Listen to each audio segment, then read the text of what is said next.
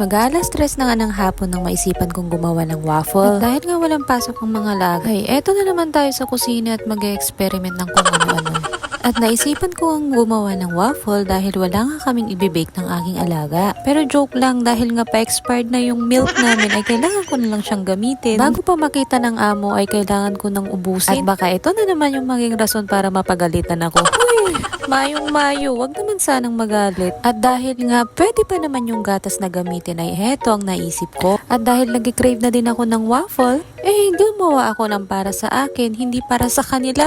Habang gumagawa nga ako ng lunch namin kanina, ay niready ko na ang mga mixtures para dito sa waffle. At dahil nga marami pa naman akong trabahong gagawin, ay nilagay ko muna sa ref para ready to cook na lang siya mamaya ng 2:30. At eto na nga, pagkagising ko galing sa nap time ko, tumakas lang na naman ako. At dahil na din busy ang mga alaga ko sa mga kanikanyang kwarto, ay eto, sinamantala ko naman tumakas para makapagpahinga ng saglit. Dahil na nga din marami akong trabaho, ay kailangan munang isingit ang pahinga. Kaya naman naisipan kong gumawa ng waffle ay para may pangmeryenda kami mamaya. Pero eto na nga ang twist, hindi naman kumain yung alaga kong babae. Dahil nga nagda-diet siya ay iniiwasan daw niya ang sugar. Pero ilang beses ko siyang tinanong ay lagi pa rin siyang nagno-no. Pero hindi ko nga siya sinukuhan hanggang sa mag-yes siya. Sigurado akong mag-crave din na naman yun ng matamis mamaya. At habang nga niluluto ko ang waffle na to ay nagchichismisan muna kami ng alaga ko. Bali, inaaya niya nga ako maglaro ng volleyball. Napakainit naman sa labas. Uy, ayoko kaya. Bago siya sa buhay niya, maglaro siya mag-isa. At habang inaantay nga namin yung waffle namin, ay gumagawa rin siya ng potato chips niya. Dahil pinaninindigan nga niyang ayaw niya ng waffle, ay eto, sinuportahan ko na lang siya sa paggawa ng kanyang potato chips. Dahil nga mas healthy daw yun para sa kanya. Pero wag ako. Alam ko hanggang sa una lang yan, kaya eto, tatakamin kita. Panigurado ako sa huli ay kakain rin yan. Pangalawang salang ko na nga to at eto na ang aking portion. Dati, hindi nga ako marunong gumawa sa mga ganito. At dahil nga palagi akong pinupush ng aking amo ay heto, nakaka-explore na rin sa kusina. Hindi man kagalingan pero at least natututo naman. O siya, sige, hanggang dito na lang muna. Kain tayo!